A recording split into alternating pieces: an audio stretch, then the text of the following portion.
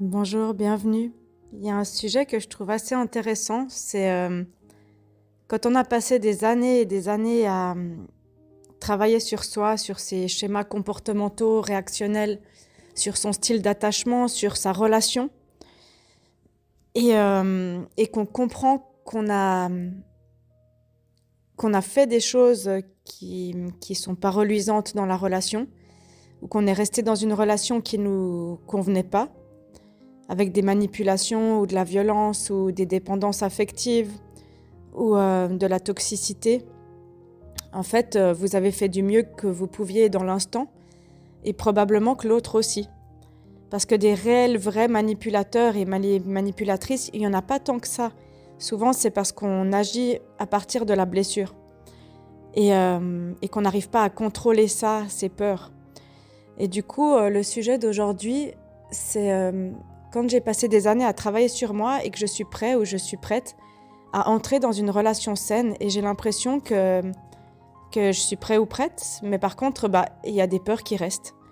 Il y a des peurs qui restent et du coup, cette relation qui va suivre, cette relation soit fusionnelle, soit dépendante, soit toxique, soit passionnelle, soit ni avec toi ni sans toi, enfin, cette relation souffrante que vous avez quittée, de gré ou de force, finalement, la relation qui se présente après celle-ci, elle peut soulever des peurs. Elle peut soulever des peurs.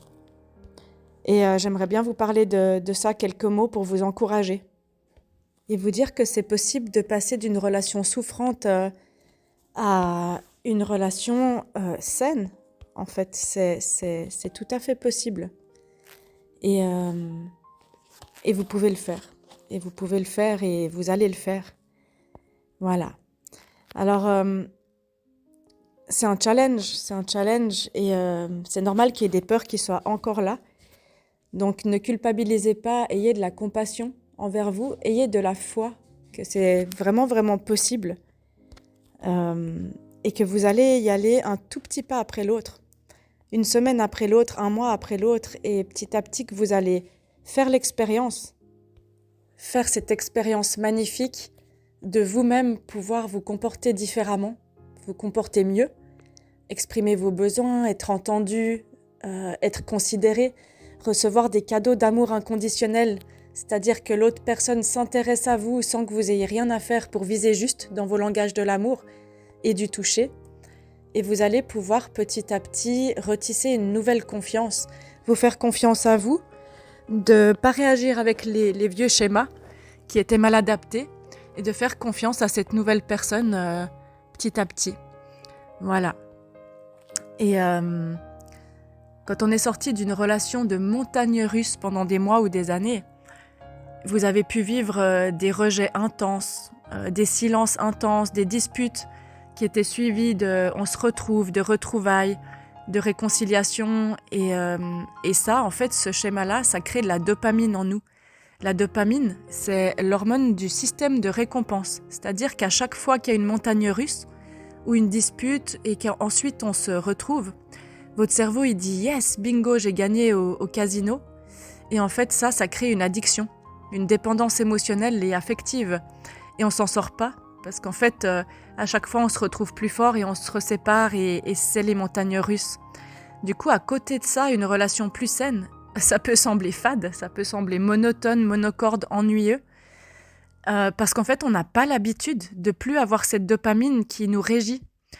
Et on doit s'habituer à ce changement de paradigme que sont la stabilité, la tendresse, la douceur, l'écoute, le respect, la compassion, l'empathie, qui en fait et la communication, qui sont les bases d'un amour sain, d'une relation saine. Et du coup, c'est important, un premier point, d'apprécier cette monotonie sans avoir peur. Au début, peut-être que votre désir sera amoindri. Vous allez vous demander de dire « mais est-ce que je l'aime vraiment ? Est-ce que c'est ça ? Il me manque pas quelque chose ?» Et c'est un apprentissage d'apprendre la sérénité, d'apprendre à savourer l'arc-en-ciel après la tempête. Et ça demande du temps, parce que quand on a l'habitude d'être en hypervigilance, de passer sa vie et son temps à analyser la relation et que tout à coup, il n'y a plus à le faire, parce que l'autre personne, elle vous offre de la sécurité, ça fait tout bizarre. Donc prenez le temps de vous habituer à ça. Vous pouvez aussi avoir peur, des peurs qui ressurgissent parce qu'il y a une impression que c'est trop beau pour être vrai. Et en fait, vous allez apprendre à recevoir. C'est-à-dire que quand on a toujours dû faire quelque chose pour créer le lien, pour aller le rechercher, pour s'en protéger, on est tout le temps dans le stress. Et du coup, on n'a connu que ça. On n'a connu que de la violence, des conflits, de la manipulation, du mensonge, du rejet, de l'abandon, de la trahison. Et du coup, c'est super difficile après ça de croire qu'un amour, il peut être bienveillant, qu'il peut être partagé, qu'il peut être compatissant, sincère, qu'on puisse vous donner sans que vous ayez rien à faire ou à être redevable. Donc, ne tentez pas, si vous pouvez, à chercher le piège à tout prix, à vous méfier en permanence, à chercher tous les drapeaux rouges et à allumer vos warnings là internes dès qu'il y a un petit truc qui va pas. Dès qu'il y a un petit truc qui va pas, communiquez sur ce que vous êtes en train de vivre et donnez la possibilité à l'autre personne de prouver que c'est différent. Il y a aussi des peurs qui peuvent remonter d'avoir peur que l'autre change d'un coup, que ce soit trop beau et qu'il quitte la relation du jour au lendemain. Et du coup, pour éviter ce piège, faites un petit point relationnel de la relation autant que vous en avez besoin, toutes les 2 semaines, 1 fois par mois. Exprimez à l'autre vos peurs, dites-lui de quoi vous êtes sortis et dites à cette personne, j'ai besoin qu'on fasse un point relationnel relativement souvent pour qu'on puisse exprimer toutes les deux, là où on en est et si on est toujours bien dans cette relation. Le doute, c'est normal. Avec le temps, vous allez apprendre à faire confiance, à nouveau, à être authentique et à faire confiance à l'authenticité de l'autre. Ça, c'est de faire l'expérience de quelque chose de constant, de sécure et de sain. Ok ? Un autre point important, quand vous avez été critiqué, démonté, dévalorisé pendant des années, qu'on a essayé de faire le vide relationnel autour de vous, que tout ce que vous faisiez, c'était pas assez bien ou trop, c'est de la maltraitance psychologique. Quand vous avez reçu le tu qui tue pendant des années, dès que vous essayez de donner votre émotion, c'est hyper difficile en fait de s'aimer et de croire qu'on mérite une relation où on est aimé pour ce qu'on est. C'est super difficile cette croyance de dire mais en fait j'ai le droit d'être aimé là où j'en suis et j'ai plus à me protéger et à me défendre et à cacher des parties de moi. Je peux être aimé quand je suis bien, quand je suis pas bien, tout le temps. Alors faites confiance à ce chemin et que vous pouvez être aimé aujourd'hui et que cette personne en face, elle a très envie de vous découvrir. Alors peut-être que si vous testez trop le lien, l'autre personne, elle va aussi remonter ses peurs en face. Alors choisissez toujours la communication en exprimant ce que vous êtes en train de ressentir. Demandez à l'autre et toi tu ressens quoi ? Et faites équipe autour de vos peurs qui réémergent. Parce que quand on a des traumas du passé, ils ont tendance à s'allumer au moindre petit signal. Et tout le monde mérite des relations et un amour sain. Et vous méritez d'apprendre à faire mieux et de laisser la personne en face que vous avez rencontrée faire mieux. Voilà. C'est pas parce qu'on a souffert dans sa vie qu'on peut pas être heureux. C'est pas parce qu'on a foiré des relations qu'on peut pas réussir aujourd'hui. C'est pas parce que soi-même on a eu des comportements de rejet envers l'autre ou de distance ou de jalousie ou quoi qu'on peut pas faire mieux aujourd'hui. Vous pouvez, vous êtes capable. Sinon vous écouteriez pas ces podcasts et vous chercheriez pas des solutions à la souffrance. Et souvent c'est la relation qui est toxique, c'est pas la personne. La personne elle fait du mieux qu'elle peut avec ses blessures. Et je parle pas de violence verbale ou physique, ça c'est des cas extrêmes, d'accord ? Je parle de monsieur et madame tout le monde dans la norme. Voilà. Ensuite, essayez de pas revenir dans les schémas mal adaptés où inconsciemment je vais provoquer les conflits, je vais tester l'autre pour vérifier si il ou elle m'aime vraiment, si il ou elle s'engage vraiment, si il ou elle va partir, va me trahir, comme l'ex le faisait. En fait, la personne en face de vous, là, c'est pas votre ex. C'est une autre personne et elle mérite une chance. Elle mérite une chance d'être découverte et vous méritez une chance de vous laisser découvrir cette fois-ci.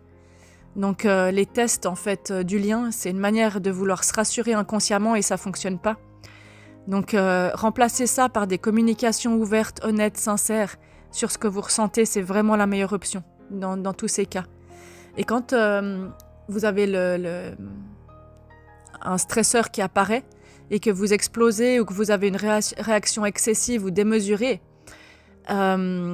Excusez-vous et dites-vous j'apprends à faire mieux, n'ayez pas peur, je suis en chemin, je dois m'habituer à quelque chose de plus sain. Nommez ce qui se passe en vous.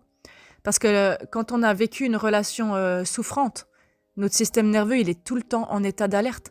On a appris à anticiper le moindre danger, le moindre signal, à se défendre, à fuir, à surréagir pour se protéger. Alors que dans une relation saine, on est surpris par nos réactions qui débarquent comme ça, d'on ne sait pas où, et qui sont démesurées par rapport à la situation. Donc, c'est juste vos mécanismes de survie qui ressurgit. Et avec du temps et de la sécurité, de la communication, ça va s'apaiser. Vous allez voir que vous êtes écouté, entendu, vous allez laisser la place à l'autre de s'exprimer et vous allez faire une équipe. Donc, des fois, si cette ancienne relation, elle vous hante, même en rêve, c'est pas parce qu'on veut se remettre dedans, c'est parce que notre cerveau, il doit s'habituer encore à autre chose et il doit encore traiter ses traumas. Il doit les processer et faire l'expérience de quelque chose qui est beaucoup plus sain et ça peut prendre un petit peu de temps. Donc dites-vous que tous ces souvenirs, tout ce que vous avez été à un moment dans votre vie, tout ce que vous avez accepté qui était inacceptable, tout ce que vous avez fait subir qui n'était pas OK à quelqu'un, c'est votre passé. Et aujourd'hui, vous pouvez effacer ça progressivement en engrammant des nouveaux souvenirs, des nouveaux moments, des nouveaux comportements et des nouvelles actions plutôt que réactions. Et avec le temps, tout ça, ça va devenir moins envahissant. Rappelez-vous que c'est votre passé et que ce qui se construit ici et maintenant et l'avenir qui se construit ici et maintenant, il n'y a pas plus important. La vie, c'est maintenant. C'est pas hier et c'est pas demain. C'est maintenant. Voilà. Si vous vous reconnaissez dans cette description, rassurez-vous, vous n'êtes pas seul. Vous n'êtes pas seul, il n'y a rien d'anormal. On est humain. On a des blessures, on traverse des périodes où on a foiré des choses et on fait mieux aujourd'hui. Et d'avoir un petit peu d'aide ou d'aide dans cette nouvelle relation, c'est OK. C'est OK d'aller dans la vulnérabilité, de faire l'expérience d'autre chose. Et n'hésitez pas à demander de l'aide pour vous et votre nouvelle relation. Moi, je reçois en fait en thérapie des couples qui vont très bien aussi et qui me disent, ben voilà, on sort d'une relation difficile. Ou bien ils se mettent ensemble et ils disent on a envie d'avoir les bonnes bases d'une relation, est-ce que vous pouvez nous aider ? Et dans ce cas, je leur montre, je leur apprends la communication consciente avec de l'imago ou d'autres techniques et ils repartent sur des bases plus saines. Et en fait, rappelez-vous l'adage, on peut tout recommencer chaque jour. On peut tout recommencer chaque jour. Vous pouvez faire mieux. Vous n'êtes plus qui vous étiez il y a 6 mois ou il y a 3 ans ou il y a 10 ans. Vous êtes vous aujourd'hui, riche de votre expérience. Alors osez la vie, osez l'amour à chaque instant. Osez réouvrir votre cœur, parce que les pieux que vous allez prendre, vous allez les voir venir différemment, vous allez gérer différemment et faites-vous confiance. Faites-vous confiance que vous avez été forgé tel un diamant de toute l'expérience. Vous avez été façonné, serti comme un beau diamant de toute cette expérience. Et ça faisait mal quand vous étiez serti. Mais aujourd'hui, vous brillez. Alors laissez-vous briller et laissez briller cette belle personne. Et laissez-vous aller à donner et recevoir de l'amour différemment sans peur. Voilà, c'est le message du jour. Vous pouvez et vous allez illuminer le monde et vos cœurs en faisant ça. Moi, je vous remercie pour votre écoute. Si tous ces messages vous plaisent, n'hésitez pas à surfer sur la chaîne. Il y a plein d'autres messages pour la relation, pour soi, pour l'amour de soi. Et même pour les liens avec vos parents, vos enfants. Et n'hésitez pas à partager autour de vous. Plus on est de fous, plus on rit. Ça aide à illuminer le monde de partager ces messages. Merci pour votre écoute. À tout bientôt. Prenez soin de vous.